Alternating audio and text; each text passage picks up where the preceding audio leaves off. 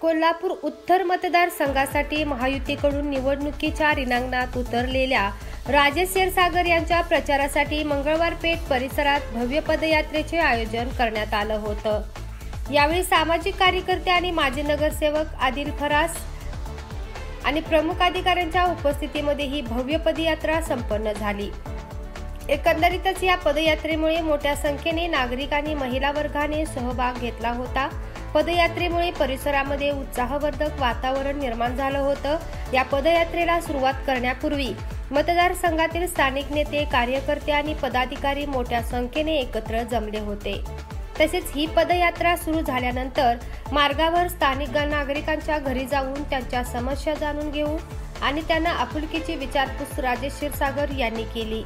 दरम्यान यावेळी विविध तालीम मंडळांनी क्षीरसागर यांना पाठिंबा दिला। या भेटीगाठी दरम्यान माता भगिनींनी औक्षण केले।